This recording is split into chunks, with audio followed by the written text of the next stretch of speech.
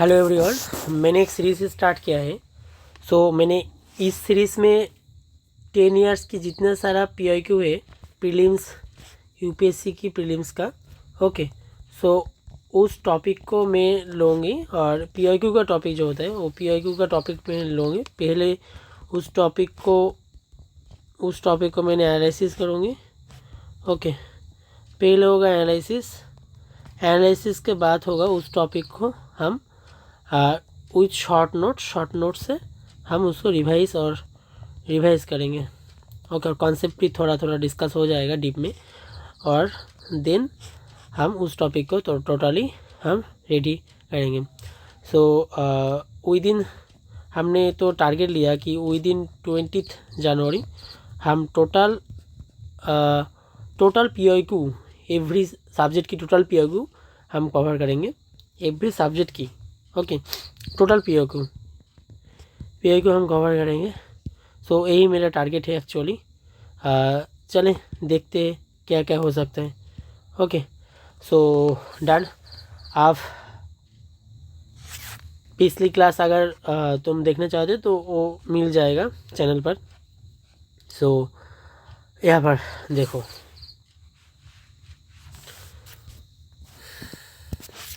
यहाँ पर देखो कि ये 2016 का मेंस की क्वेश्चन है ना, जो 12.5 मार्क्स की क्वेश्चन और एक प्रीली की क्वेश्चंस। हम पहले दोनों एनालिसिस करेंगे और देन ही हम जो टॉपिक डिस्कस करेंगे वो देखो, air mass, fronts, and then आएगा ट्रॉपिकल साइक्लोन और टेम्परेट साइक्लोन के बीच में।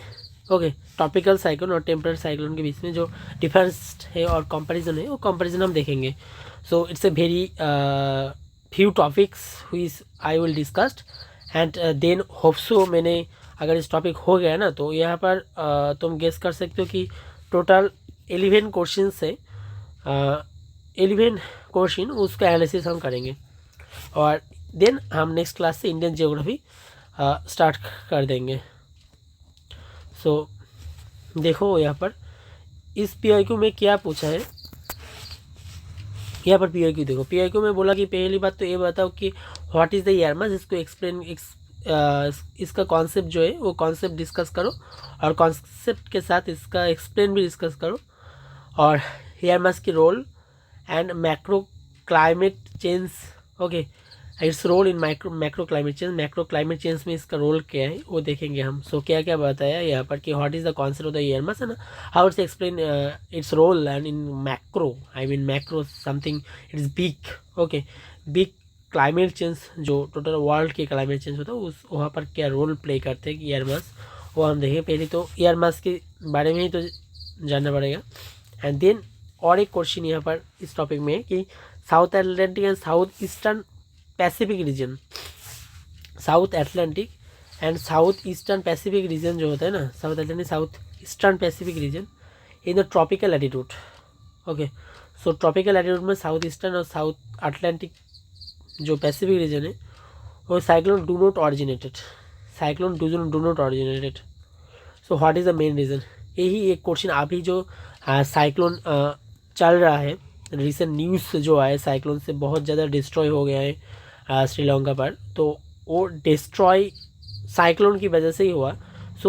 क्या वो साइक्लोन एक्चुअली जो ट्रॉपिकल रीजन एरिया है जहाँ पर एक्चुअली साइक्लोन नहीं क्रिएट होना चाहिए उस एरिया में साइक्लोन क्रिएट हो रहा है, इसका रीज़न क्या है। तो what is the reason between behind them the formation of the cyclones in the tropical areas, because tropical areas have not any coordinates force. It is I know that cyclones नहीं, अगर तुम कोरलिस force की बात देखोगे तो कोरलिस force actually minimum जो होता है वो इक्वेटर में होता है और मैक्सिमम जो होता है ना वो मैक्सिमम पोल एरिया में मैक्सिमम होता है। और एक टॉपिक और एक कोरलिस फोर्स का जो कॉन्सेप्ट है, अगर तुम विंड का वेलोसिटी हो वो अगर इंक्रीज हो गया तो कोरलिस फोर्स इंटेंसिटी और भी ज़्यादा हो जाएगा, कोरलिस फोर्स का इंटेंसिटी और भी ज़्यादा हो जाएगा। तो इसके साथ ही बोलते हैं what is the Coriolis force the minimum क्यों है। तो इसके रीज़न यही एक major reason to not formation of cyclones in the tropical region. तुम समझ रहे हो कि ऐसे ही एक क्वेश्चन 2015 में भी आया है। तो 2015 में बोला कि south Atlantic and south eastern Pacific region in the tropical latitude. Okay, tropical latitude में रहती है कि south Atlantic and south eastern Pacific region. So cyclone do not originate here, what is the main reason.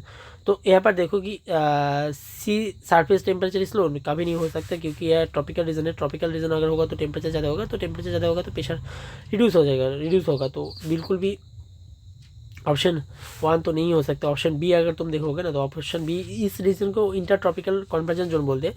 पहली बात तो inter tropical convergence zone का अगर तुम कैरेक्टरिस्टिक देखो ना, वो 10 डिग्री साउथ से 10 डिग्री नॉर्थ तक टोटली फैला रहता है। और इस एरिया में कोई विंड का फ्लो बिल्कुल भी नहीं होता है। सो अगर विंड फ्लो बिल्कुल भी इस रीजन में नहीं होगा ना, तो साइक्लोन कैसे फॉर्म होगा। तो साइक्लोन फॉर्म होने का कोई मतलब ही नहीं होता, बिकॉज ऑफ विंड फ्लो यहाँ पर नहीं हो रहा है। सो विंड फ्लो नहीं हो रहा तो साइक्लोन फॉर्म होने का कोई मतलब ही नहीं है। सो और एक अगर तुम देखो कोल्ड स्पोर्ट्स की मैंने अभी टोटल बता ही दिया। तो दोनों रीज़न भी हो सकते हैं, बी भी हो सकता है, सी भी हो सकते हैं। And the absence of the land in this region में लैंड की एब्सेंस तो है ही। लेकिन और एक जो बात यहाँ पर देखो, ऑप्शन बी भी सही हो सकता है, ऑप्शन सी भी सही हो सकता है, लेकिन what is the main reason the formation of the cyclones. Actually अगर वहाँ पर विंड फ्लो ही नहीं होगा ना, तो विंडलेस एरिया है, तो वो मेजर रीज़न होगा कि क्योंकि विंडलेस है इसलिए ही फॉर्म नहीं होगा साइक्लोन। अगर विंड ही नहीं रहेगा तो फॉर्म कैसे होगा, और वहाँ पर कोल्ड स्पोर्ट्स में वीक ही है। So B option is right. Actually ऐसे टाइप से क्वेश्चन होता ही है कि दोनों ऑप्शन भी राइट हो सकते हैं, लेकिन दोनों ऑप्शन से अगर तुम रेशियो देखना चाहोगे, प्रोबेबिलिटी देखना चाहोगे, तो और भी ज़्यादा कौन से राइट हो सकते हैं उसके बारे में बोला। तो यही साइक्लोन क्यों ऑरिजिनल नहीं होता है साउथ अफ्रीका में और साउथ ईस्टर्न पैसिफिक रीजन में, क्योंकि ओके वही इसका what is the main reason. तो देखो, what is the air masses. Okay, अब हम देखेंगे एयर मास। पहली तो बात है क्या क्या टॉपिक है air mass fronts and what is the major difference और comparison between the fronts, between the temperate cyclones and the tropical cyclones.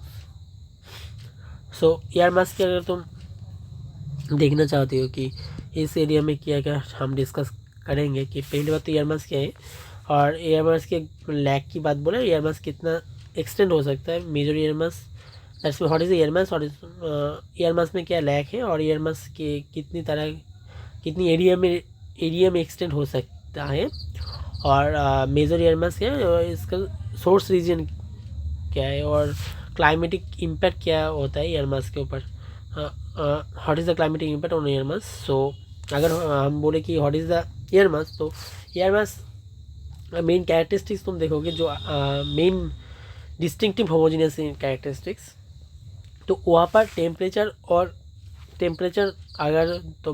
और ह्यूमिडिटी के ऊपर डिपेंड करती है। ओके, टेम्परेचर ह्यूमिडिटी के ऊपर डिपेंड करता है। अगर ह्यूमिडिटी हाई एरिया में ह्यूमिडिटी और लोअर एरिया में हाई हाइट पर ह्यूमिडिटी और लोअर हाइट पर ह्यूमिडिटी में हो सेम होगा ना, तो वहाँ पर वर्टिकल विंड का कोई मूवमेंट नहीं होगा, lack of vertical wind movement. So इसलिए एयर मास की फॉर्मेशन होती है। अगर तुम देखो कि लोअर टेम्परेचर में जो हाइट है और अपर टेम्परेचर में जो हाइट है, उस वहाँ पर अगर कोई वर्टिकल मूवमेंट नहीं होगा ना, तो एयर मास की जो फ्लो होती है, वो एयर मास की फ्लो बिल्कुल भी नहीं हो सकता है। ओके, बिल्कुल भी नहीं हो सकता है। तो यही बोला कि एयर मास के बारे में, और हाउ इट कैन एक्सटेंड कितने तरह की कितना डिस्टेंस पे एक्सटेंड हो सकते हैं। अगर सरफेस से stratospheric lower part of the stratosphere तक वो एक्सटेंड हो सकता है। तो समझ रही हो कि क्या बात है, कि एयर मास जो होता है, एयर पार्सल जो होता है, वो उसका डिस्टिंक्टिव तो होमोजेनियस कैरेक्टरिस्टिक देखना चाहते हो, तो स्पेशली तुमको फोकस करना पड़ेगा कहाँ पर, कि टेम्परेचर पर फोकस करना पड़ेगा और ह्यूमिडिटी पर फोकस करना पड़ेगा। तो टेम्परेचर पर फोकस करना पड़ेगा और ह्यूमिडिटी पर फोकस करना पड़ेगा। तो टेम्परेचर अगर अपर हाइट और लोअर हाइट में टेम्परेचर सेम होगा, तो उसका मूवमेंट एयर की जो हॉरिजॉन्टल मूवमेंट नहीं, वर्टिकल जो एयर मूवमेंट की जो वर्टिकल मूवमेंट होता है, वर्टिकल मूवमेंट नहीं हो सकता है। अगर वर्टिकल मूवमेंट नहीं होगा ना, तो उसका लैक होगा। तो अगर टेम्परेचर भी सेम होगा हायर हाइट और लोअर हाइट पर, तब भी वर्टिकल मूवमेंट नहीं होगा, एयर की वर्टिकल मूवमेंट नहीं होगा, तो तब भी लैक हो जाएगा। तो यही इसके बारे में बोला कि व्हाट इज स्ट्रेटोस्फियर और surface. Surface to the lower stratosphere और सरफेस के बीच में जो दूरियाँ है, वो दूरियाँ की बात में extend from the surface to the lower stratosphere that's mean surface से लोअर स्ट्रेटोस्फियर तक की एक्सटेंड हो सकते हैं। और jet stream can carry them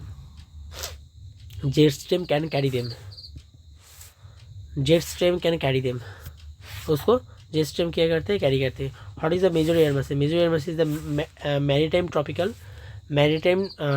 area को पहले डिवाइड करो। दैट इज द मैरीटाइम और कॉन्टिनेंटल, दैट्स मीन ओशन के ऊपर और कॉन्टिनेंट के ऊपर, और एक पोलर, मैरीटाइम पोलर और ट्रॉपिकल पोलर, मैरीटाइम पोलर और कॉन्टिनेंटल पोलर, और एक आएगा आर्कटिक कॉन्टिनेंटल आर्कटिक। ओके, सो अगर तुम सोर्स के बारे में बोलो ना, सोर्स के बारे में विंड मूवमेंट, यहाँ पर विंड की जो वेलोसिटी का मूवमेंट होता है, विंड का फ्लो बिल्कुल भी नहीं होगा, तो विंड मूवमेंट नहीं होगा, यहाँ पर विंड मूवमेंट नहीं होगा। Often the places where the wind movement is absent, wind movement यहाँ पर नहीं होगा। और एक अगर बात देखो कि तुम जहाँ पर हाई टेम्परेचर है वहाँ पर जहाँ पर हाई प्रेशर एरिया है, that's mean low temperature area, so high pressure area में एटमॉस्फेयर स्टेबिलिटी रहती है। तो हाई प्रेशर एरिया में एटमॉस्फेयर स्टेबिलिटी रहती है, वही मेन सोर्स होता है एयर मास की जनरेट होने की। ओके, एयर मास की जनरेट होने की मेन सोर्स, अगर हाई प्रेशर एरिया तुम देखो ना, वो हाई प्रेशर एरिया में एटमॉस्फेयर गेन स्टेबिलिटी, तो एटमॉस्फेयर अगर स्टेबिलिटी गेन करेगा वहाँ पर, तो बिल्कुल भी नहीं हो सकता। अगर हाई प्रेशर बेल्ट देखोगे ना, high pressure belt in this सब ट्रॉपिक एरिया में जो हाई प्रेशर बेल्ट है, ओके, सब ट्रॉपिक एरिया में जो हाई प्रेशर बेल्ट है, तो हाई प्रेशर बेल्ट में सब ट्रॉपिक एरिया में ट्रॉपिकल एयर मास रहती है, और सब ट्रॉपिकल जो बेल्ट होता है ना, तो सब tropical belt high pressure area, और पोलर बेल्ट वो भी हाई प्रेशर एरिया, क्योंकि टेम्परेचर रिड्यूस है। तो हाई प्रेशर एरिया में सब ट्रॉपिकल बेल्ट में जो एयर मास रहते हैं उसको बोलते हैं ट्रॉपिकल एयर मास। और पोलर एरिया में पोलर एरिया में तुम देखोगे तो पोलर एरिया में जो बेल्ट रहती है उसको बोलते हैं उसको क्या बोलते हैं, ओके, उसको बोलता है कि पोलर एयर मास। सो यही बात, the source for polar air mass, tropical air masses are warm. क्या बोला मैंने, tropical air masses are warms. Okay, tropical air mass जो होता है, तो tropical air mass specially warms, tropical air mass, polar air mass cold होता है, तो यही बोला। और एक दिन क्या बोला, कॉन्टिनेंटल एयर मास देखोगे तो ड्राई होगा नॉर्मली, वहाँ पर मॉइस्चर ज़्यादा नहीं होगा। और मैरीटाइम एयर मास देखो तो वहाँ पर मॉइस्चर होगा। When an air mass moves away from the source region से अगर एयर मास मूव हो जाएगा ना एक एरिया से अदर्स एरिया में, तो when an air mass moves away from a source region, the upper level maintain the physical characteristics for a longer period. Upper levels maintain the physical characteristics for a longer period में upper level, okay, the upper level maintain the physical characteristics for a longer period तक physical characteristics maintain रखती है। सो हो गया। और climate impact for air mass, air mass के ऊपर climate की इम्पैक्ट देखो। पहली बात तो ट्रॉपिकल जो मैरीटाइम होता है, एक कॉन्टिनेंटल होता है। तो मैरीटाइम एरिया देखो और कॉन्टिनेंटल एरिया देखो। तो मैरीटाइम एरिया में वहाँ पर मॉइस्चर बहुत ज़्यादा होगा। तो मॉइस्चर अगर ज़्यादा होगा ना, तो मैरीटाइम एरिया में, ट्रॉपिकल एरिया की मैरीटाइम, तो दैट्स मीन मॉइस्चर ज़्यादा होगा। तो अगर मॉइस्चर बहुत ही ज़्यादा होगा तो वहाँ पर heavy rainfall, thunderstorms, clouds, mid latitude tropical cyclones create होगा। ओके, हेवी रेनफॉल होगा और थंडरस्टॉर्म आएगा। तो कोस्टल, सो क्या देख रही हो यहाँ पर कि हेवी रेनफॉल होगा। तो अगर हेवी रेनफॉल होगा, देखो पहली बात तो ये मैरीटाइम, सो वहाँ पर मॉइस्चर ज़्यादा होगा क्योंकि टेम्परेचर बहुत ज़्यादा है। तो मॉइस्चर ज़्यादा होगा तो नॉर्मली सीवी क्लाउड्स क्रिएट कर देगा तो थंडरस्टॉर्म हो जाएगा। तो एक्चुअली मिड लैटिट्यूड एरिया जो है वहाँ पर cyclone that's mean tropical cyclone create हो सकती है। ओके, ट्रॉपिकल साइक्लोन भी क्रिएट हो सकती है, यहाँ पर दिया रीज़न एक्चुअली ट्रॉपिकल साइक्लोन भी क्रिएट हो सकती है। सो साउथ ईस्ट एरिया और अमेजन बेसिन पर, यहाँ पर अभी देखो कि साउथ ईस्ट एरिया और अमेजन बेसिन देखा मैंने, south eastern area, south eastern Pacific reason and south Atlantic. So south east area Asia, south east Pacific region बोला हुआ पर, तो south east area Asia and Amazon basin area को area में बहुत ज़्यादा ट्रॉपिकल इन्फ्लुएंस होता है। सो कॉन्टिनेंटल ट्रॉपिक जो वहाँ पर हीट वेव, क्योंकि कॉन्टिनेंट में तुम देखना चाहते हैं ना, तो कॉन्टिनेंट में टेम्परेचर बहुत ही मिनिमम कॉन्टिनेंट पे एक्चुअली टॉर्नेडो बहुत मिनिमम होता है कॉन्टिनेंट में, की रिफ्लेक्टिविटी नहीं टॉर्नेडो नहीं I mean sorry, continent area में तुम देखोगे ना तो कॉन्टिनेंट एरिया में मॉइस्चर ज़्यादा नहीं होता है, अगर बिकॉज ऑफ मॉइस्चर ज़्यादा नहीं होता है इसीलिए, ओके, मॉइस्चर ज़्यादा नहीं होता है इसीलिए वहाँ पर जो एयर है वो ड्राई और हीट वेव फ्लो करता है कॉन्टिनेंटल इंटीरियर में, like Sahara desert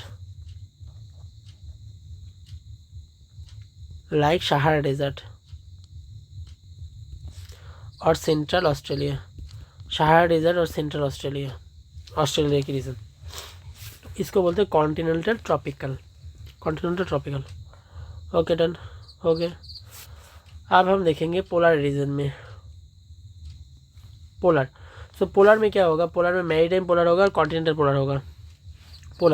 polar area में मैरीटाइम और कॉन्टिनेंटल, तो अगर तुम मैरीटाइम एरिया देखोगे तो एक्चुअली पोलर में कोल्ड होता है, हाँ, तो पोलर में अगर कोल्ड होगा ना तो मैरीटाइम एरिया में cool, damped and cloudy weather, cool होगा, डैम्प्ड होगा, क्लाउडी वेदर रहेगा मैरीटाइम। सो अगर मैरीटाइम तुमको बोले तो याद रखना वहाँ पर मॉइस्चर होगा ही, तो अगर वो पोलर एरिया हो और ट्रॉपिकल एरिया हो मॉइस्चर तो प्रेजेंट होगा ही भाई, नो द सब्स्टिट्यूट। सो अगर मॉइस्चर प्रेजेंट होगा तो ना तो प्रेसिपिटेशन भी होगा, तो प्रेसिपिटेशन होगा तो क्लाउडी वेदर आएगा, तो क्लाउडी वेदर आएगा तो कूल और डैम्प्ड तो रहेगा ही। कोस्टल और इनलैंड रीजन में प्रेसिपिटेशन होते हैं। और वेस्टर्न यूरोप, क्या बोला यहाँ पर, वेस्टर्न यूरोप की वेस्टर्न एरिया और Japan area, specially Japan area की बात बोला, वहाँ पर प्रेसिपिटेशन होता है। और नेक्स्ट क्वेश्चन देखो, continental polar, okay, continental polar की बात बोलो। कॉन्टिनेंट एरिया में नॉर्मली मॉइस्चर ज़्यादा नहीं होगा, अगर मॉइस्चर ज़्यादा नहीं होगा तो वहाँ पर मॉइस्चर ना ज़्यादा नहीं होगा तो क्या क्या हो सकता है, पहली बात तो ये मॉइस्चर नहीं है, तो मॉइस्चर नहीं है तो वो ड्राई होगा, तो कोल्ड रहेगा, विंटर पर influence, winter storm tracks influence करेगा विंटर की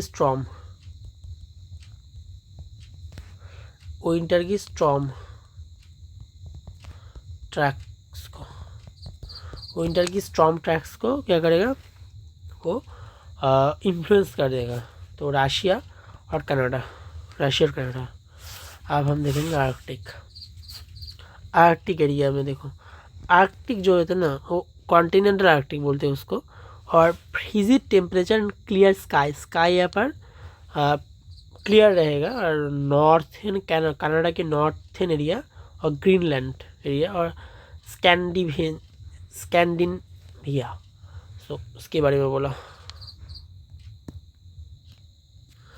आर्कटिक कॉन्टिनेंट का आर्कटिक जो एरिया है ना, तो वो Arctic area frigids, what is the meaning of the freeze से आया फ्रीजिड, ओके, तो फ्रीज होगा तो दैट्स मीन क्या होगा, टेम्परेचर रिड्यूस हो जाएगा, तो टेम्परेचर रिड्यूस होगा और स्काइस भी क्लियर भी रहेगा, आर्कटिक मतलब है, और नॉर्थन कनाडा, ग्रीनलैंड और स्कैंडिनेविया।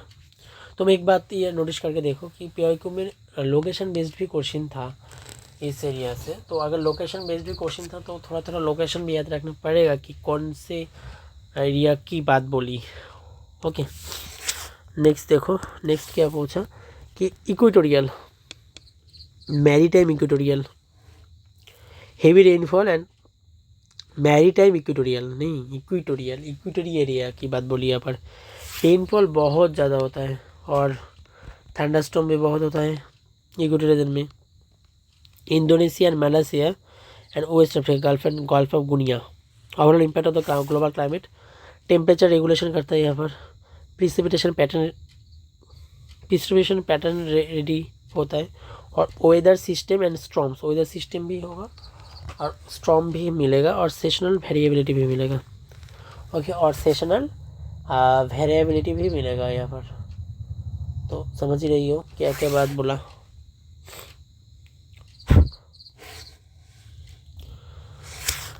अगर तुम टोटल ईयर मास की रिवाइज करना चाहते हो, क्योंकि यहाँ पर मैक्रो क्लाइमेटिक चेंज पर क्या क्या इम्पैक्ट है वही देखा है, तुम एग्जांपल बोल सकते हो और एक एक ट्रॉपिकल, पोलर, आर्कटिक, इक्वेटोरियल कर बोल के तुम एग्जांपल बोल सकते हो और थोड़ी थोड़ी एक्सप्लेनेशन भी दे सकते हो और उसका ईयर की मास की कैसे सिचुएशन रहती हैं, तो उसका इम्पैक्ट भी देखा मैंने। सेशनल वेरिएबिलिटी मिलती है, सेशन वेरिएबल हो जाता है इक्वेटोरियल की वजह से। सेशन वेरिएबल उस एरिया में एक्चुअली मानसूनल क्लाइमेट मिलती है, उस एरिया में रिवर्सल होता है, रिवर्सल विंड भी मिलता है, रिवर्सल क्लाइमेट भी मिलता है। तो समझ रहे हो कि कितना crucial area.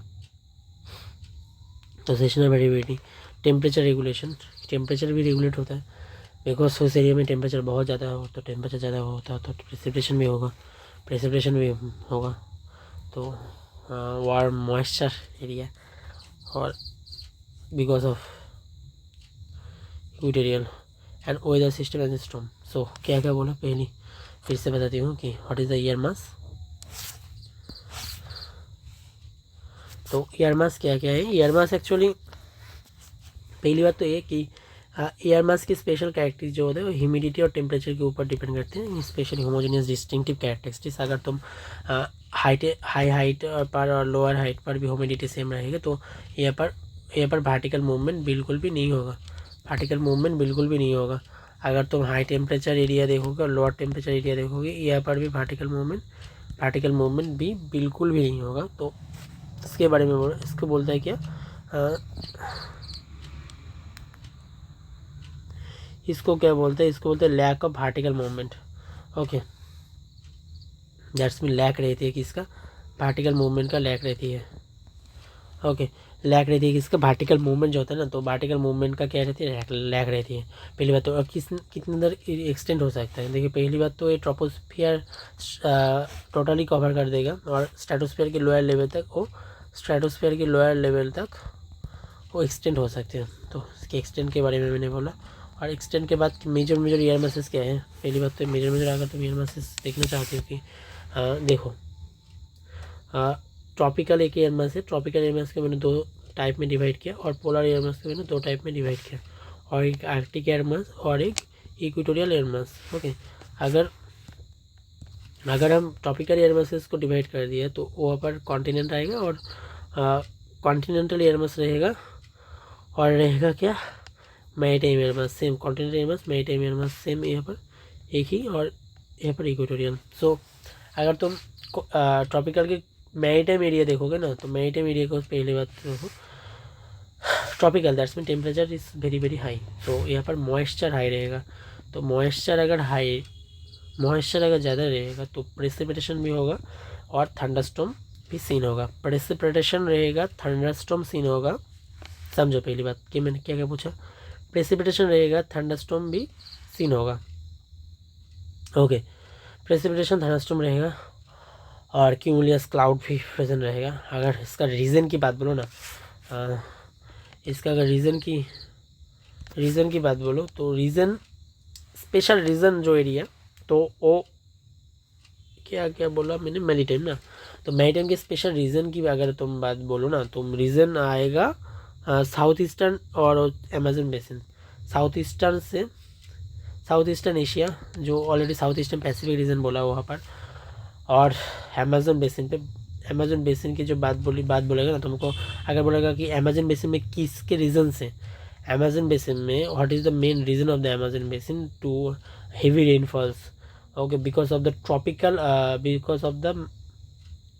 Air masses, tropical air mass की मैरीटाइम ट्रॉपिकल एयर मास की बात आएगा। सो नेक्स्ट कॉन्टिनेंट की बात बोली तो continental air mass that's mean वहाँ पर टेम्परेचर तो ज़्यादा ही, लेकिन वहाँ पर मैरीटाइम नहीं ना, कॉन्टिनेंट दैट्स मीन मॉइस्चर की प्रेजेंटेशन वो ज़्यादा नहीं रहेगा, मॉइस्चर नहीं रहेगा तो ड्राई क्लाउड्स,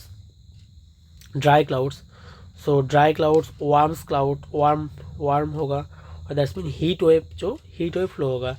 अगर ऐसा है तुमको एक कोई प्रॉब्लम बोली तो क्या होगा, उसको Sahara specially desert, that's mean desert area, what is the Sahara deserts और सहारा डेजर्ट और सेंट्रल ऑस्ट्रेलिया में, सहारा की याद रखोगे और सेंट्रल ऑस्ट्रेलिया की बात बोलोगे, सहारा डेजर्ट और सेंट्रल ऑस्ट्रेलिया की बात बोला। और नेक्स्ट क्या आएगा, नेक्स्ट पोलर। सो पोलर की बात बोलो ना तो पोलर की मैरीटाइम और पोलर की कॉन्टिनेंट, पोलर की maritime area, polar that's mean temperature minimum, so temperature minimum रहेगा that's mean maritime, that's mean वहाँ पर प्रेसिपिटेशन तो होगा ही, तो प्रेसिपिटेशन होगा तो प्रेसिपिटेशन मॉइस्चर तो रहेगा ही, दैट्स मीन क्लाउड एरिया भी, क्लाउड भी होगा, प्रेसिपिटेशन होगा, मॉइस्चर रहेगा, और कूल और डैम्ड वेदर, ओके, कूल क्यों, क्योंकि पोलर, और डैम्ड क्यों, क्योंकि पोलर एरिया, इसलिए इसका अगर तुम एग्जांपल बोलो ना तो एग्जांपल क्या होगा भाई, मैरीटाइम की एग्जांपल क्या होगा, जापान, हाँ जापान एरिया सबसे बेस्ट एग्जांपल, पोलर की पोल एरिया में रहते हैं जापान और वेस्टर्न यूरोप, ओके, जापान और वेस्टर्न यूरोप की बात बोली। तो नेक्स्ट जापान की बात बोली, और क्या बोला, और बोला वेस्टर्न यूरोप की बात बोला, ओके, सो होगा। अब क्या आएगा नेक्स्ट, कॉन्टिनेंट, तो कॉन्टिनेंट की पोलर जब बात आएगा वो स्पेशली कूल ही रहेगा, कूल और ड्राई, क्योंकि कॉन्टिनेंट है ना तो ड्राई भी रहेगा, और कूल और dry, Midland winter storm track Midland latitude, winter storm भी प्रेजेंट रहेगा।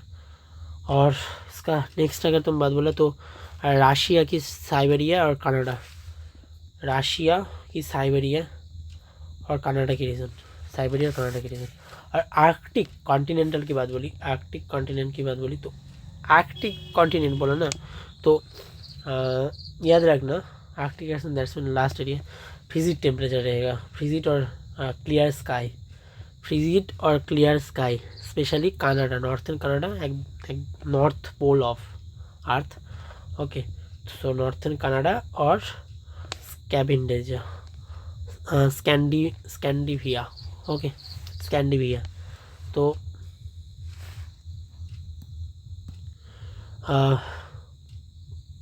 इक्वेटोरियल की बात होगा तो equatorial that's mean maritime equatorial,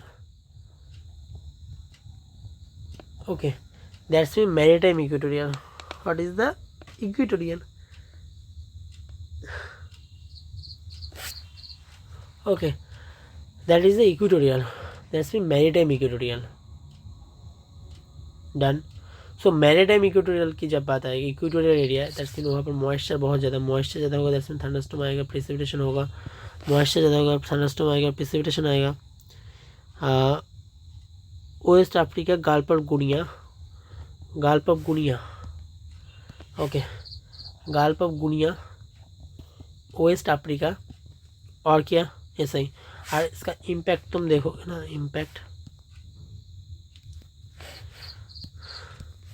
अगर इसका इम्पैक्ट देखना चाहोगे तो इम्पैक्ट में क्या आएगा, इम्पैक्ट स्पेशल देखो पहली बात तो ए कि equatorial that's mean temperature regulation होगा, टेम्परेचर रेगुलेशन होगा, और प्रेसिपिटेशन होगा तो सेशनल वेरिएबिलिटी आएगा, और विंटर सिस्टम और स्टॉर्म भी प्रोवाइड होगा, विंटर सिस्टम और स्टॉर्म भी प्रोवाइड होगा। तो हो गया, that's mean equatorial region, that's mean temperature regulation होगा, टेम्परेचर रेगुलेशन होगा, प्रेसिपिटेशन होगा ही, तो विंड भी फ्लो होगा और विंड भी फ्लो होगा और स्टॉर्म भी क्रिएट होगा और सेशनल वेरिएबिलिटी भी क्रिएट होगा, सेशनल वेरिएबिलिटी भी क्रिएट होगा। सो हो गया यार, बस बहुत बड़ा था। अब हम देखेंगे फ्रंट। पहले पिक्चर देखो फ्रंट की, फ्रंट की पिक्चर देखो, पहले पिक्चर देखना चाहिए ब्रो। देखो यहाँ पर कोल्ड एयर मास, यहाँ पर वार्म एयर मास, यहाँ पर वार्म एयर मास, यहाँ पर cold air mass. Okay, so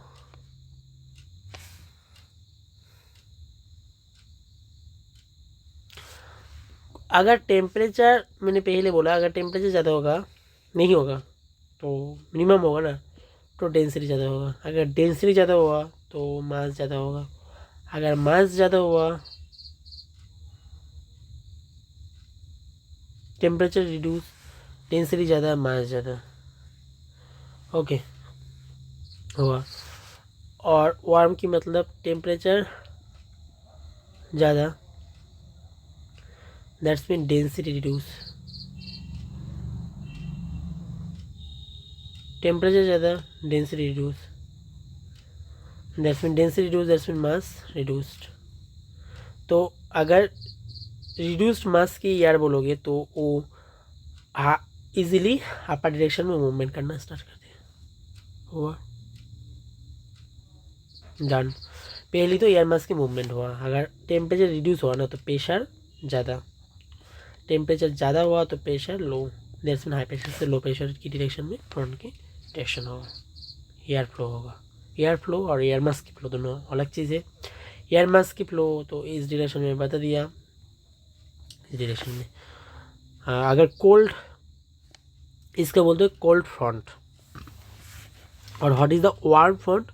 warm front is warm air mass, cold air mass. Cold air मास अगर ऐसा रहेगा ना तो वार्म एयर मास की वर्टिकल मूवमेंट ऐसा होगा और डायरेक्शन इस एरिया में प्रेशर देखो एक मिनट, वार्म फ्रंट की बात देखो। पहली बात तो इस एरिया में, हाँ इस एरिया में टेम्परेचर जो होता है वो temperature reduce, that's mean pressure increases. इस एरिया में टेम्परेचर ज़्यादा नहीं है, टेम्परेचर ज़्यादा है लेकिन प्रेशर रिड्यूस, लेकिन लो प्रेशर से हाई प्रेशर की डायरेक्शन में जा रहे हैं वो वार्म फ्रंट। ओके फ्रंट की डायरेक्शन में बताइए आप।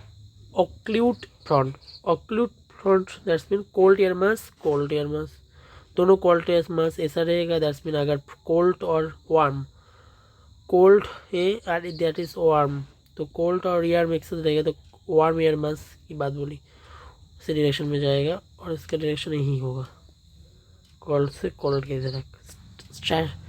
Stationery front, cold air mass और वार्म एयर मास एक ही साथ रहेगा तो कोई भी अगर फ्लो नहीं होगा फ्रंट की तो उसको स्टेशनरी फ्रंट बोलता है।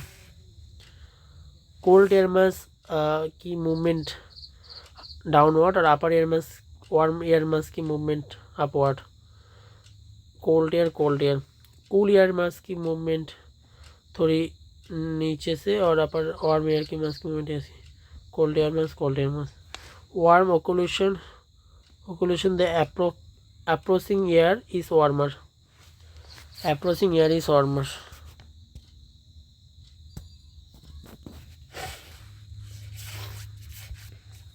So front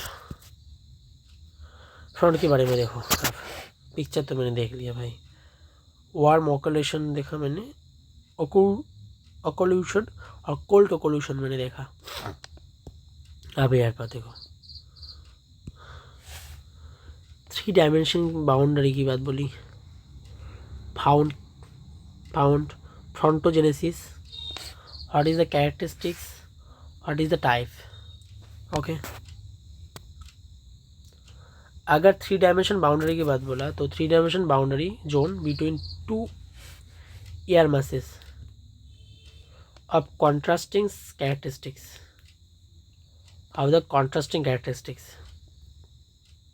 found in the mid latitudinal region. 1 minute. So 3-dimensional boundaries zone between two air masses of contrasting characteristics. So fronts, that sits 3D, okay, boundary ozone between two masses of contrasting character.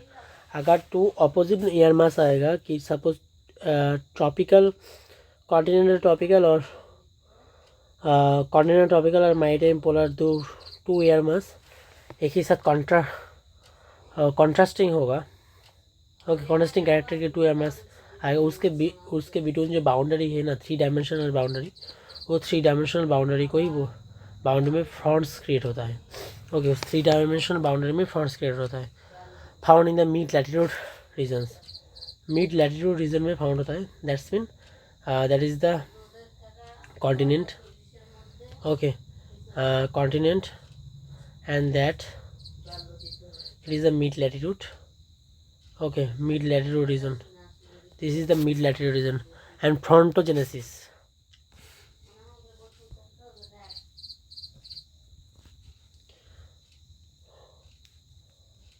okay, frontogenesis. What is the meaning of the frontogenesis? The dissipation of a front is known as the frontolysis, okay. Frontogenesis is the front, creating of front is the frontogenesis, and the dissipation of a front is known as the frontolysis, okay. Frontogenesis, एक frontogenesis होगा और एक frontolysis होगा, तो दो word actually, frontogenesis and frontolysis. What is the characteristics क्या है?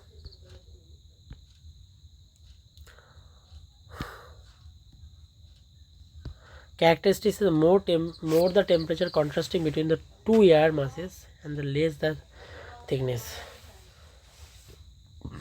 More the temperature contrasting between the two air mass. अगर A एक एयर मास रहेगा, A एक एयर मास रहेगा,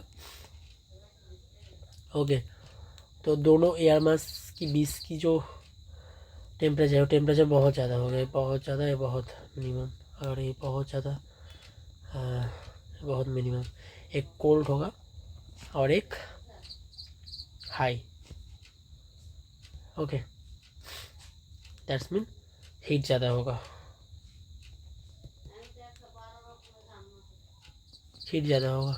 तो एक कोल्ड ज़्यादा होगा, हीट ज़्यादा होगा, उसको बोलता है characteristic. Change in pressure also, change in pressure, because cold होगा तो प्रेशर बहुत ज़्यादा होगा और कोल्ड नहीं होगा तो प्रेशर मिनिमम होगा. तो प्रेशर के बिटवीन जो चेंज होता है उसके चेंज के बारे में मैंने बताया.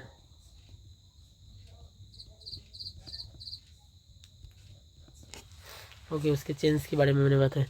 Change in pressure also, wind shift होगा,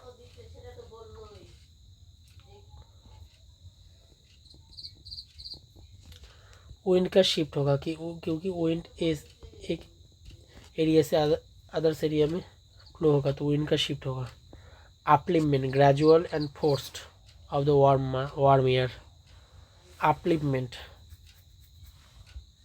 that's mean warm air mass की upliftment होगा, warm air mass की upliftment होगा. cold air mass and fronts move faster, cold air mass and fronts move faster, fronts जो होते हैं वो move करते हैं फास्टरली.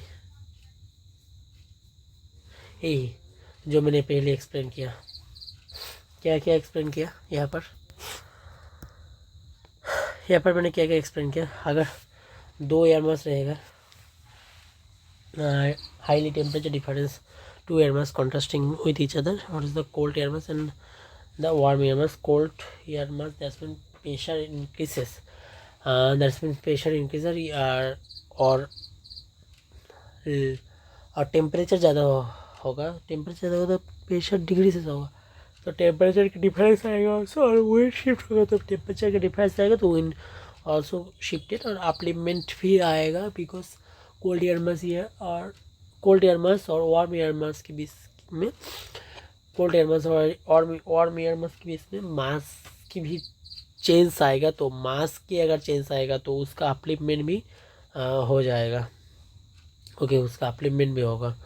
First of the air mass, cold air mass and fronts move faster. So क्या होगा, एयर मास जो होता है ना, वो air mass cold air mass and fronts move करेगा fasterly. What is the type? Type देखो, type stationary type, stationary front, warm front, cold front और ऑक्यूलेट फ्रंट। ऑक्यूलेट फ्रंट,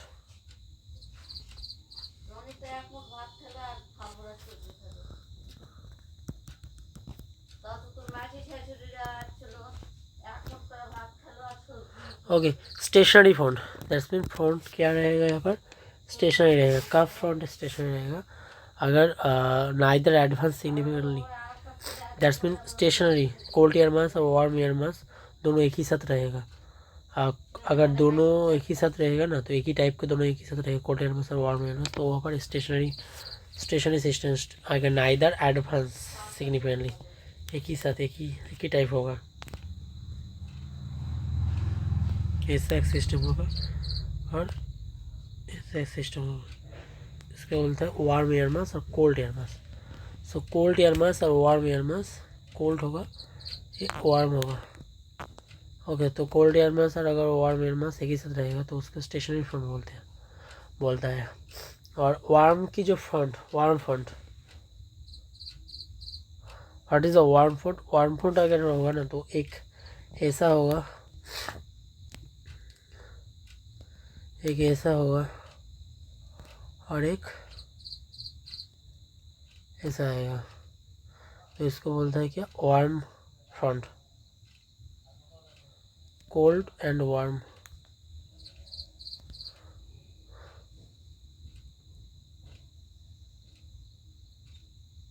ओके, तो warm front and cold front में क्या होगा, cold front which is C and this is the warm, ऐसा cold front. Occluded front जो होता है वो cold air mass and cold air mass दोनों एक साथ रहेगा।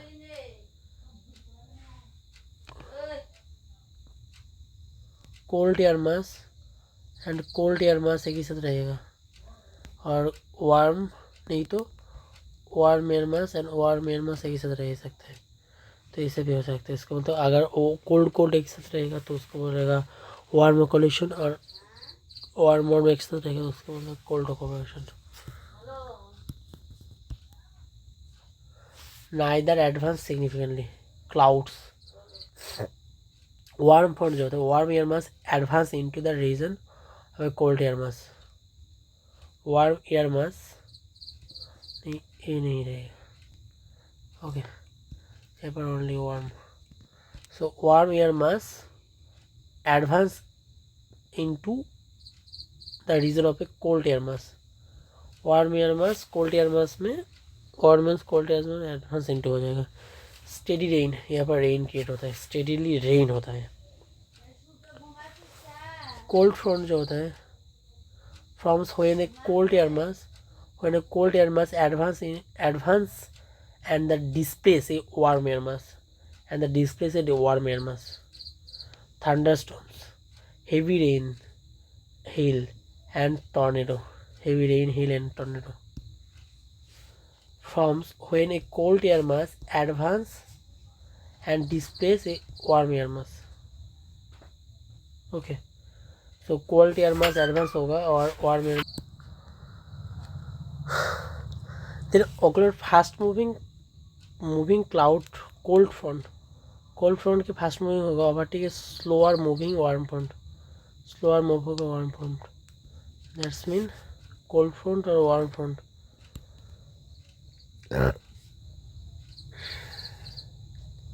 कोल्ड फ्रंट की वेलोसिटी ज़्यादा और वार्म फ्रंट की velocity minimum, variety of weather condition, weather condition में वैरायटी आएगा, वैरायटी होगा वेदर कंडीशन में।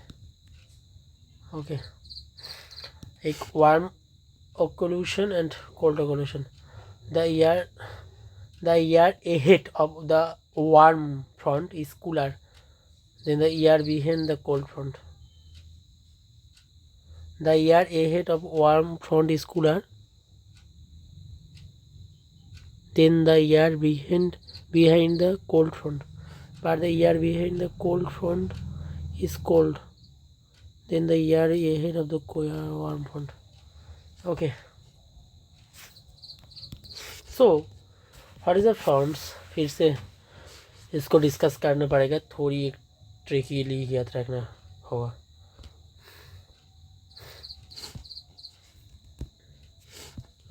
ओके, थोड़ी ट्रिकीली याद रखना होगा इस एरिया को। What is the warm, what is the front, front अगर होगा ना तो कोई अगर contrasting characteristics two air mass, that's mean suppose continental tropicals air mass and maritime polar air mass के बीच में जो कॉन्ट्रास्ट होता है ना, कॉन्ट्रास्टिंग कैरेक्टरिस्टिक्स होता है, वो दोनों कॉन्ट्रास्टिंग कैरेक्टरिस्टिक्स की दो एयर मास के बीच की जो 3D बाउंड्री जोन है, 3D boundary ozone layers, 3D boundary ozone layers, उसको ही बोलता है कि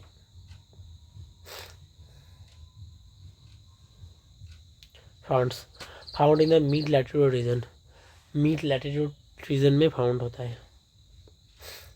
okay,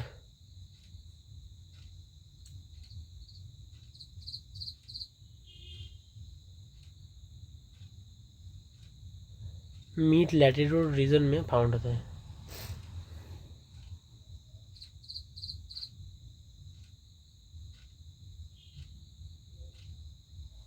so mid latitude that's means 60 degree 30 degree इस एरिया में फाउंड होता है। और एक फ्रंटोजेनेसिस और एक फ्रंटोलाइसिस, दो dissipation of the front of a front is known the फ्रंटोलाइसिस होगा। क्या यार में से कहाँ पर फाउंड होता है और कौन लैटिट्यूड पर फाउंड होता है, और फ्रंटोजेनेसिस क्या है, फ्रंटोलाइसिस क्या है, यही। और कैरेक्टरिस्टिक्स जो है ना, तो characteristics more the temperature contrasting between the two air masses. So अगर दोनों एयर मास रहेगा तो कॉन्ट्रास्टिंग एयर मास रहेगा, सो टू कॉन्ट्रास्टिंग एयर मास में टेम्परेचर की डिफरेंस भी बहुत ज़्यादा रहेगा। तो टेम्परेचर की डिफरेंस बहुत ज़्यादा होगा तो द लेज़र द थिकनेस क्या होगा, लेज़र होगा।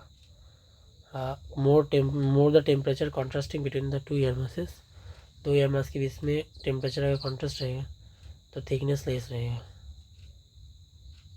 ओके, और प्रेशर ऑल्सो कैन चेंजेस, इसका प्रेशर एक साथ लो तो pressure also can changes. So low temperature high pressure, low temperature high pressure, high temperature low pressure, तो pressure changes. Okay done. The less the thickness, और thickness भी less होगा।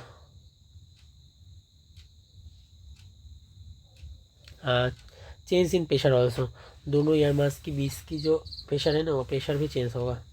दोनों एयर मास के बीच में जो प्रेशर है वो प्रेशर भी क्या होगा, चेंज होगा। तो change in pressure also. Wind shift, so अगर हाई प्रेशर लो प्रेशर रहेगा तो एक एरिया से दोनों और एक एरिया में विंड का क्या होगा, शिफ्ट होगा। देन अपलिफ्टमेंट, अगर टेम्परेचर से ऊपर अगर तुम डेंसिटी की हाई मास या लो मास देखोगे ना, मास ज़्यादा है और मास लो है, तो तब अपलिफ्टमेंट होगा। तो वार्म मास अपलिफ्ट होगा, अपलिफ्ट होगा, और कोल्ड मास जो है फास्टरली मूव करेगा, कोल्ड मास फास्टरली मूव करेगा। Okay, so 5 then type of the fronts, this is the 4th type of the front. अगर स्टेशनरी फ्रंट देखोगे, वार्म फ्रंट देखोगे, कोल्ड फ्रंट देखोगे, और ऑक्यूलेट front. What is that? What is the warm occultation? What is the cold occultation? What is the stationary front? Neither advance significantly, significantly advance नहीं होगा। Cloud जो होता है वो क्लाउड सिग्निफिकेंटली एडवांस नहीं होगा।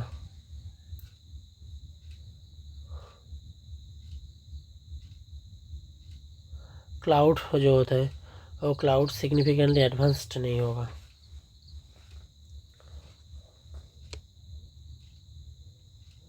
ओके, क्लाउड, हाँ क्लाउड जो होता है ना, क्लाउड सिग्निफिकेंटली एडवांस्ड नहीं होगा, ना इधर एडवांस सिग्निफिकेंटली एडवांस नहीं होगा। तो इसको बोलते हैं stationary front. What is the warm front? Warm front is warm air masses advance into the cloud air mass।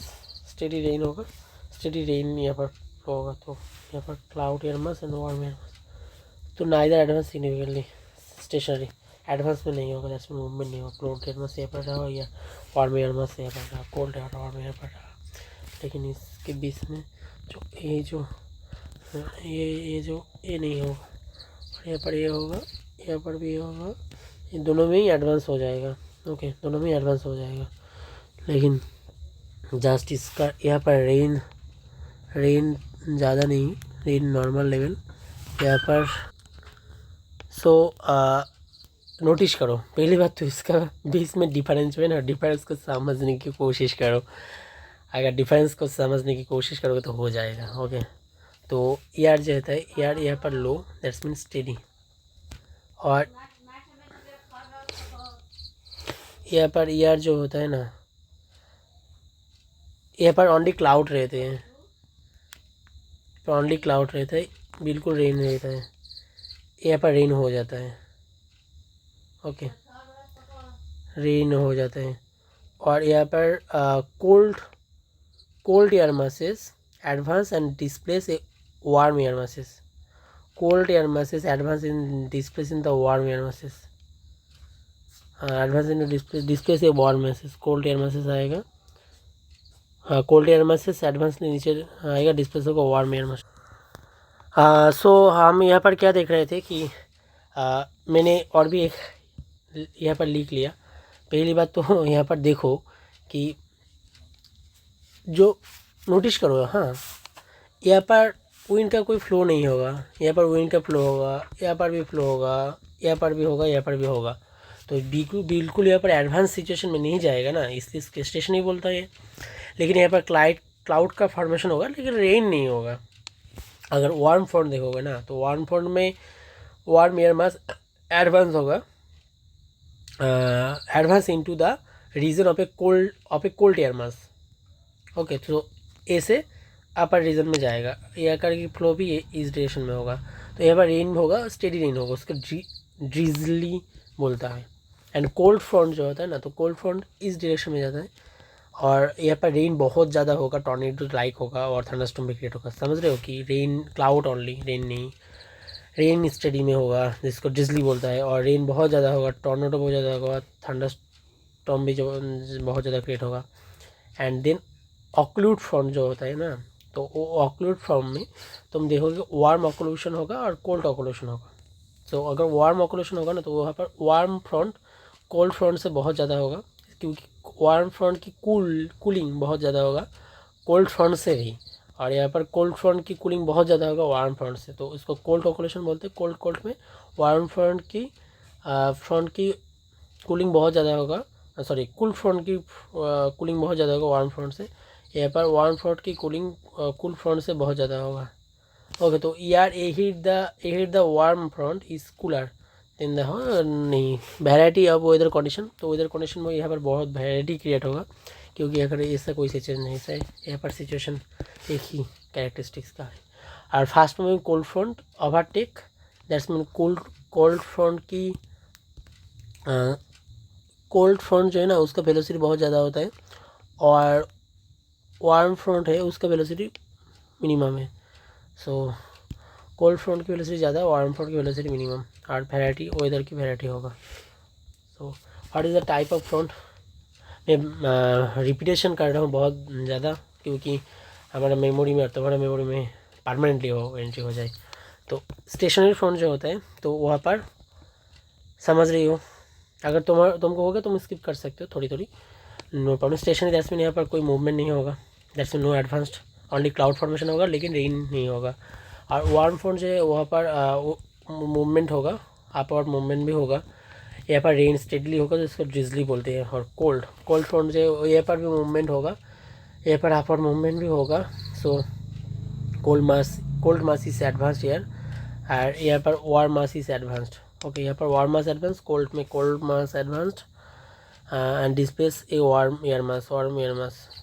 सो यहाँ पर रेन बहुत ज़्यादा होगा, टॉर्नेडो होगा और थंडरस्टॉर्म भी क्रिएट होगा। और ओकुल्यूट फ्रंट देखोगे ना, तो ओकुल्यूट फ्रंट में कोल्ड फ्रंट की मूव वेलोसिटी बहुत ज़्यादा होगा और वार्म फ्रंट की वेलोसिटी मिनिमम होगा। वैरायटी ऑफ वेदर कंडीशन रहेगा, तो warm occlusion and cold occlusion, warm occlusion cold occlusion. तो वार्म फ्रंट जो है कोल्ड फ्रंट की कूलिंग बहुत ज़्यादा होगा, तो वार्म फ्रंट की कूलिंग बहुत ज़्यादा होगा कोल्ड फ्रंट की से ज़्यादा, कोल्ड फ्रंट की कूलिंग बहुत ज़्यादा होगा वार्म फ्रंट की। तो यहाँ पर यही वार्म ओकुलेशन जो वही एक अपोजिट सिचुएशन क्रिएट करते हैं। तो हो गया टाइप ऑफ फ्रंट। अब हम देखेंगे बहुत important tropical cyclone and temperate cyclone के बीच में डिफरेंस। पहले तो ये देखने की कोशिश करना चाहिए भैया जी कि what is the location and necessary conditions, how it's from, what is the structure, how many types of cloud association and what is the impact. यहाँ पर भी हम देखेंगे और भी बहुत ज़्यादा। यहाँ पर हम एक्स्ट्रा जो देखेंगे, यहाँ पर ओरिजिन देखेंगे, latitude that's mean location, okay, और फ्रंटल सिस्टम फॉर्मेशन कैसे होगा तो वही देखेंगे, session, size, rainfall, wind velocity and distractions, life time और इन्फ्लुएंस इन इंडिया, ये पर बहुत ज़्यादा होगा। तो ट्रॉपिकल साइक्लोन जो है ना उसका लोकेशन देखो पहले। ट्रॉपिकल साइक्लोन की location, tropical that's mean tropical area, simple. Tropical and सब ट्रॉपिकल रीजन, ट्रॉपिकल एंड सब ट्रॉपिकल रीजन दोनों में ही रहेगा। सब ट्रॉपिकल रीजन और ट्रॉपिकल रीजन 10 एंड 30 लैटिट्यूड में। यहाँ पर 30 से 60 लैटिट्यूड में टेम्परेट साइक्लोन रहेगा, 30 से 60 cyclone in the Indian Ocean में साइक्लोन रहेगा। हरिकेन अटलांटिक में रहेगा। Typhoon in the western Pacific and South China Sea में। और willies in the western Australia in region with a strong temperature contrast between the polar and tropical air masses. Okay, so क्या क्या मैंने बोला, यहाँ पर मैंने बोला कि इसका लोकेशन जो है वो ट्रॉपिकल और सब ट्रॉपिकल साइक्लोन बोलता है इसको, 10 डिग्री से 30 डिग्री। और cyclone in the Indian Ocean में नेम उसको साइक्लोन, और अटलांटिक में नाम hurricanes, western Pacific South China Sea में टाइफून्स, और willies in the western Australia willies समझो पहले। इंडियन ओशन में साइक्लोन बोलते हैं, अटलांटिक में हरिकन्स, याद रहेगा अटलांटिक में हरिकन्स, अटलांटिक एरिया कहाँ पर है तो Atlantic hurricane. Western Pacific South China Sea में टाइफून्स, और वेस्टर्न ऑस्ट्रेलिया में विलीज। ओके, यहाँ पर देखो, in the region with a strong temperature contrast between the polar and tropical air masses. Polar air masses and tropical air masses में दोनों opposite air mass है, तो दोनों अपोजिट एयर मास के बीच में टेम्परेचर की कॉन्ट्रास्ट, स्ट्रॉन्ग टेम्परेचर की कॉन्ट्रास्ट होगा, तो इसको बोलते हैं टेम्परेट साइक्लोन्स। स्ट्रॉन्ग टेम्परेचर की कॉन्ट्रास्ट होगा, इसको बोलते हैं temperate cyclones. Necessary conditions, water, ocean की वाटर वार्म होना चाहिए, मॉइस्चर होना चाहिए, और लो वर्टिकल विंड होना चाहिए, वर्टिकल विंड शेयर लो होना चाहिए। ओके, यहाँ पर टेम्परेचर की कॉन्ट्रास्ट होगा तो टेम्परेट, उसको इसलिए टेम्परेट बोलते हैं। बार्डो क्लिनिक इंस्टेबिलिटी रहेगा,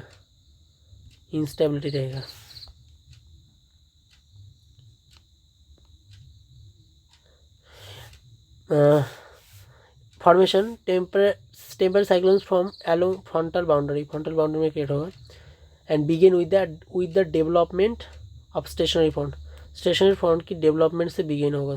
यहाँ पर begin with the development of a stationary front, begins with the development of a stationary front. So stationary front से, फ्रंट की डेवलपमेंट से ही स्टार्ट हो जाएगा formation. And formation a disturbance,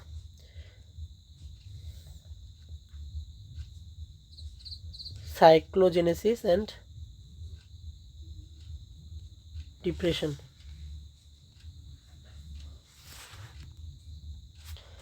disturbance such a low pressure center like monsoon through and serve as initial seat. Low pressure centers like monsoon. Oh, tropical area ना.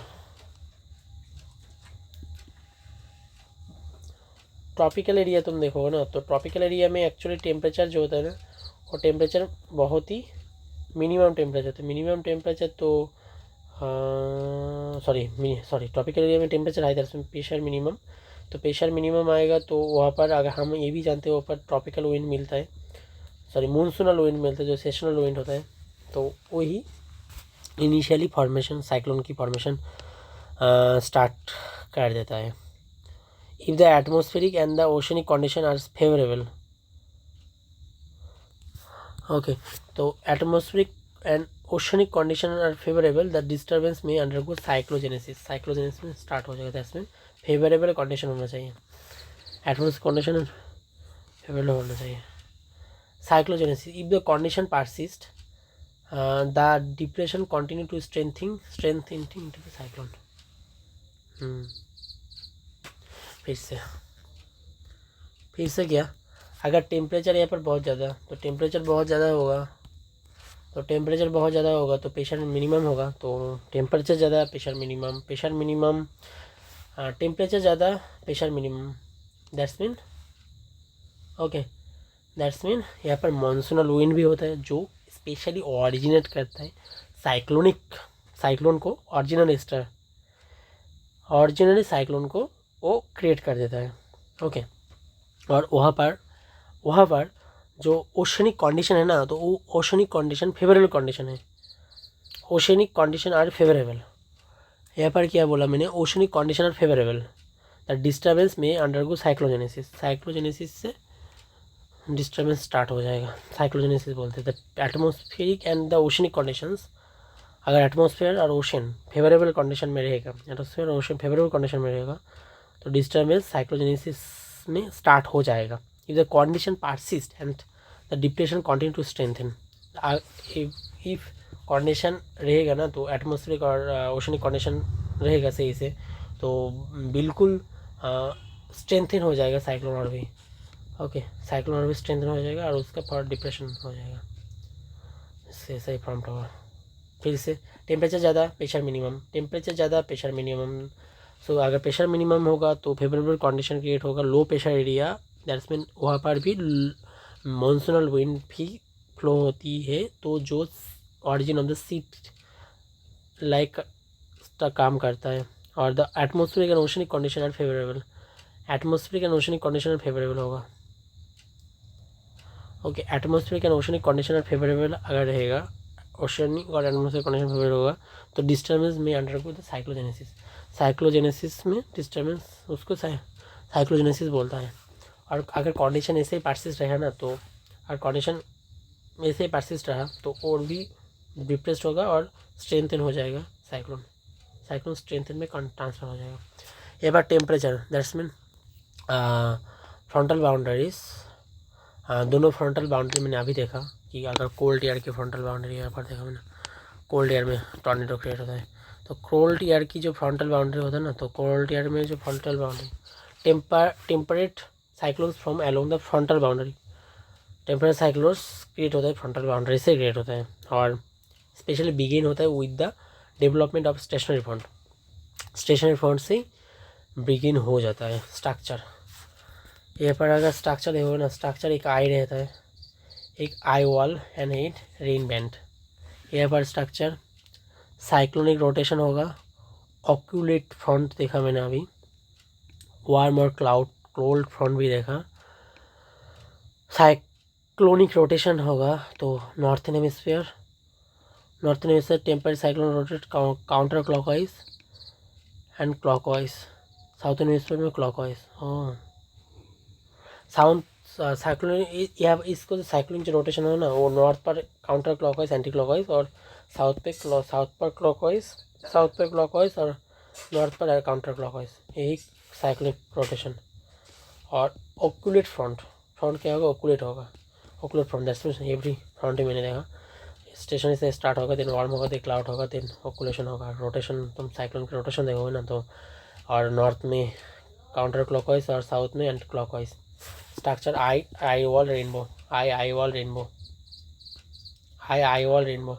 Type of the cloud associated, type of the clouds की CB cloud रहेगा और cirrus cloud भी यहाँ पर associated रहेगा। Cirrus clouds that's mean stratosphere की cloud, और की सीबी क्लाउड दैट्स मीन जो मोड्स ऑफ, यहाँ पर भी सीबी क्लाउड्स और NS clouds that's mean nimbostratus clouds, जो मिड और क्लाउड और हाई क्लाउड में रहता है।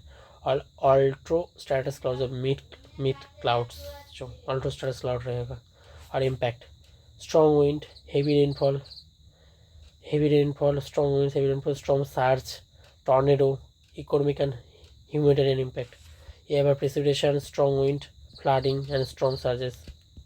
यहाँ पर क्या क्या नहीं है, यहाँ पर टॉर्नेडो नहीं है, यहाँ पर स्ट्रॉन्ग सर्ज रहेगा, स्ट्रॉन्ग सर्ज, फ्लडिंग तो रहेगा ही, स्ट्रॉन्ग विंड रहेगा, हेवी रेनफॉल, ओनली प्रेसिपिटेशन लिखा है। यहाँ पर रेन मिनिमम होगा, यहाँ पर रेन बहुत ज़्यादा होगा, और टॉर्नेडो यहाँ पर नहीं रहता है,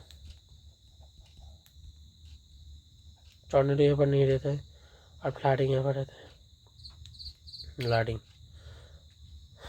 ओके डन हो गया। तो ट्रॉपिक्स, पहले तो ये समझो ट्रॉपिकल साइक्लोन बोला, तो अगर ट्रॉपिकल साइक्लोन बोलेगा ना, तो अगर ट्रॉपिकल साइक्लोन बोलेगा तो वो ट्रॉपिकल एंड सब ट्रॉपिकल रीजन में, स्पेशली ट्रॉपिकल और लोकेशन पहले बोलते हैं, लोकेशन ट्रॉपिकल सब ट्रॉपिकल रीजन 10 से 30 डिग्री की रीजन के बीच में रहता है। और स्पेशली इंडियन ओशन में साइक्लोन्स, और south and eastern Pacific Ocean, eastern China Pacific Ocean में, western Pacific and South China Sea में, South China Sea and western Pacific area जो होता है वहाँ पर टाइफून्स बोलता है।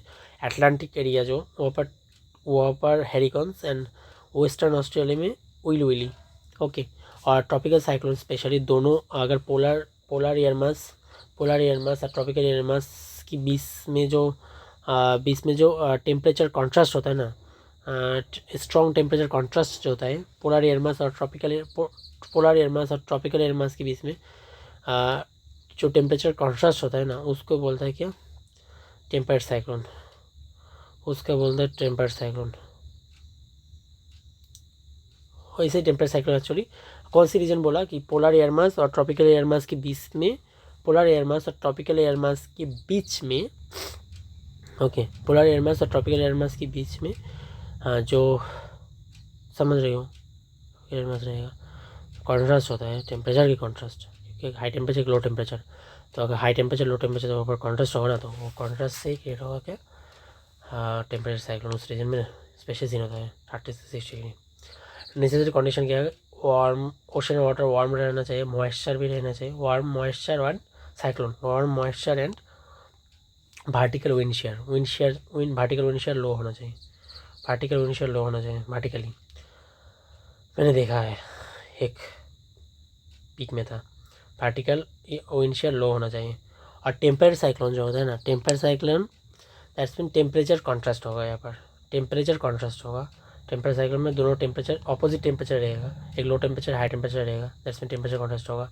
और baroclinic instability that's mean temperature difference बहुत ज़्यादा होगा तो इंस्टेबिलिटी बहुत ज़्यादा होगा, हाई प्रेशर लो प्रेशर एक ही सब, दैट्स मीन एक ही रीजन में बहुत ज़्यादा इंस्टेबिलिटी रहेगा एक ही बाउंड्री में। तो नेसेसरी कंडीशन यहाँ पर टेम्परेचर कॉन्ट्रास्ट, यहाँ पर warm ocean moistures and low vertical wind share होगा।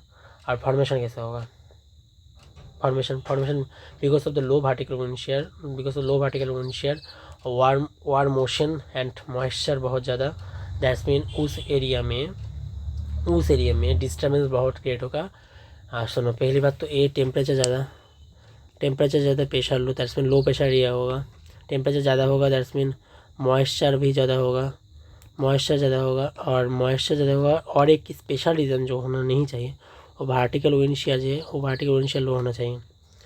ओके, वर्टिकल विंड शेयर लो ही होगा, हाँ लो ही होता है, वर्टिकल विंड शेयर लो होगा। And then because of tropical, तो यहाँ पर मानसूनल विंड फ्लो होता है, हो गया, मानसून फ्लो होता है।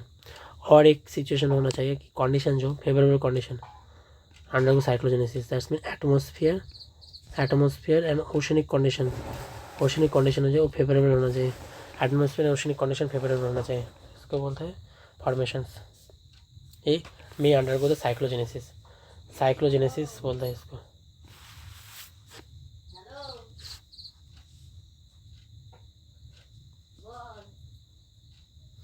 में अंडरगो द साइक्लोजेनेसिस। और किसे फॉर्मेशन होगा, फ्रंटल बाउंड्री, दोनों फ्रंटल फ्रंटल बाउंड्री और फ्रंटल और फ्रंटल बाउंड्री, दैट्स मीन अगर दोनों फ्रंटल बाउंड्री के बीच में देखोगे ना, तो दोनों frontal cold frontal boundary, warm frontal boundary, इन दोनों फ्रंटल बाउंड्री के बीच में तुम देखोगे फ्रंट हो जाएगा। और स्टेशनरी फ्रंट से ही स्टार्ट होता है, टेम्परेचर।